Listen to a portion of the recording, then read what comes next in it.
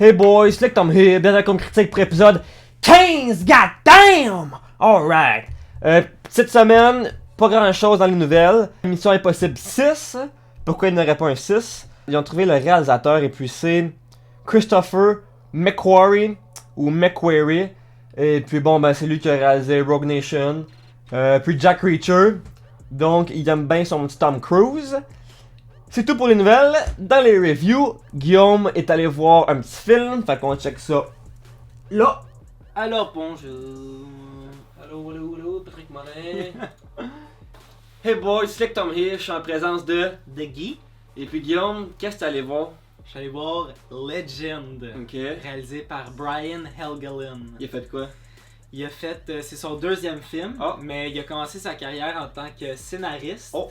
Il a fait beaucoup de films, dont notamment Mystic River pour Clint Oh, ok, Eastwood. ok.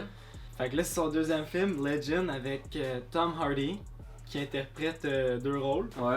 La vraie histoire des jumeaux Cray, Ronnie et Reggie Cray, deux gangsters à Londres dans les années 60.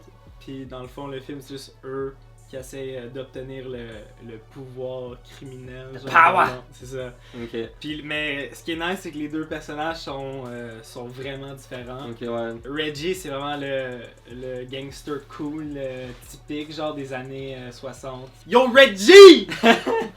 Nice. Mais l'autre, Ronnie, Ouais. hostie qui est fucké. C'est lui avec les lunettes là? Un hostie fucké, Ok, ce ok. gars-là. Là. Il est gay, genre. C'est un homosexuel pur et dur. Ok. qui produit de la violence à un niveau genre de Oh, ok. Bronson. Oh, pour vrai? Ouais. Ok. Bon, ceci étant dit, c'est un film qu'on pourrait comparer à Black Mass. Oh non!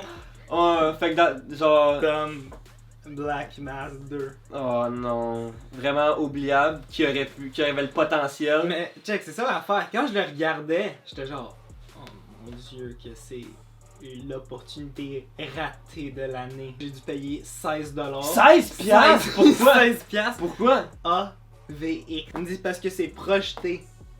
Quoi?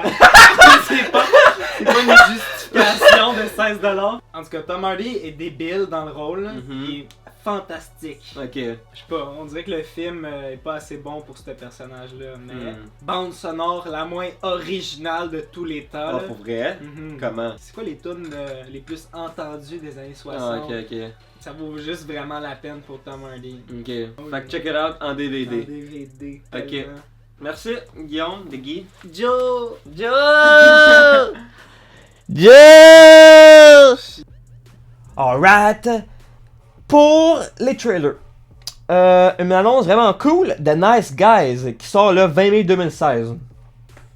Donc c'est réalisé par Shane Black qui a fait Kiss Kiss Bang Bang. Il y a Ryan Gosling et puis Russell Crowe mais obèse. Donc c'est sur un détective privé qui travaille avec un enforcer pour retrouver une porn star disparue. Ça se passe dans les années 70 à Los Angeles. Donc ça a l'air d'être une petite comédie noire. Ça a l'air vraiment cool pour vrai. Ça a l'air débile. Ryan Gosling, je pense pas qu'il a déjà fait de la comédie. Il en a peut-être déjà fait, mais là il a l'air vraiment drôle pour vrai. Je suis down pour ça. Fait que check it out. Check it out. Ok. Ensuite, bon, évidemment, Batman v Superman. Ok. 20 mars 2016. Ok, donc c'est réalisé par Zack Snyder qui a fait Watchmen. Je suis genre la seule personne qui a aimé Watchmen. Il y a Henry Cavill, Ben Affleck, Jesse Eisenberg. Donc c'est l'histoire de Batman qui se bat contre Superman. Mais l'annonce, ok, nous a appris qu'ils se battent pas vraiment. L'annonce nous a juste montré les 3 actes. Premier acte, ok. On va établir les personnages de Batman et puis Superman, ok, comme on voit au début quand ils se rencontrent, qui était vraiment cool comme scène en passant. Après ça, deuxième acte, ça va être Batman contre Superman qui se battent pendant genre 10 minutes. Et puis là, troisième acte, ok, ça va être Lex Luthor qui va faire un monstre. Puis là, Batman puis Superman vont s'allier puis vont arrêter de se battre. Fait que là, on sait déjà qu'il va y avoir aucune conséquence dans leur bataille. Puis là, ils vont s'allier. Puis là, ben Wonder Woman arrive par nulle part. Puis là, c'est là qu'il y a la joke vraiment moyenne de She's with you, no, I thought she was with you. Qui fait vraiment pas. Donc là, il va y avoir elle qui va arriver. Puis là, il est supposé d'avoir Aquaman en plus. Il y a trop de personnages, man. Puis l'annonce a juste tout montré. Fait que pour vrai, si vous avez pas vu l'annonce, écoutez-la pas. Parce que maintenant, j'ai plus le goût d'écouter le film. J'étais quand même. Moi, j'étais genre plus excité pour ça que Suicide Squad, ok? Contrairement à tout le monde, genre, this gonna be fucking great. L'annonce m'a juste enlevé le goût d'écouter le film. C'est tout noir, on voit fucking rien. Les effets sont bizarres. Là, maintenant, je suis plus excité pour Suicide Squad. Fait que si vous avez pas écouté l'annonce, écoutez-la pas pour vrai. Écoutez-la pas. Les autres sont meilleurs. Donc, c'est tout pour les annonces. Dans le box-office, qu'est-ce qui se passe cette semaine? 5ème place, Spectre qui est encore là. Budget de 245 millions. Ils ont fait 5.4 en fin de semaine pour un total de 184.5. 4ème place, The Good Dinosaur. Budget de 200 millions. Ça, j'en reviens encore pas, c'est tellement beaucoup. Ils ont fait 15.5 en fin de semaine pour un total de 75.9. Alright. 3ème place, Creed, le vrai gagnant de tout ça. Il a budget de 35 millions. Il a fait 15.5 en fin de semaine pour un total de 65 millions. Vraiment bon. 2ème place, Krampus, un nouveau film.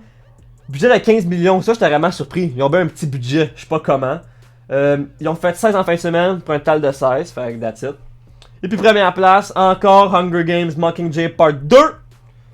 Budget de 160 millions.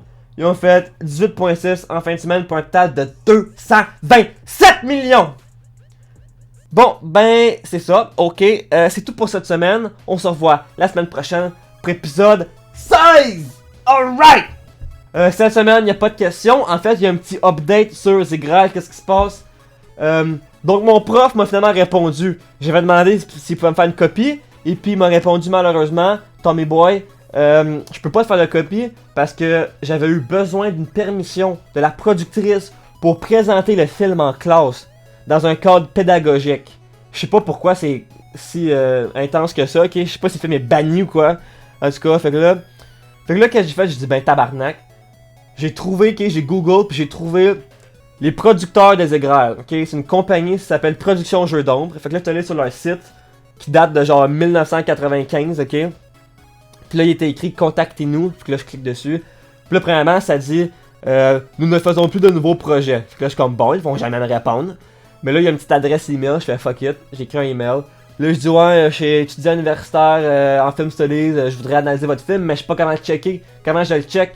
Puis là, ils m'ont dit Tommy Boy, malheureusement, le film est plus en vidéo depuis nombreuses années. Parce que, comme je vous ai dit, il est juste en VHS. Là, il a dit par contre, on essaye de sortir un DVD dans les prochains mois! Pas prochaines années, prochains mois! Faut que je fasse tabarnak! C'est bien une bonne nouvelle. Ok, ciao, c'est tout. Fait que c'est ça. Peace out, bye.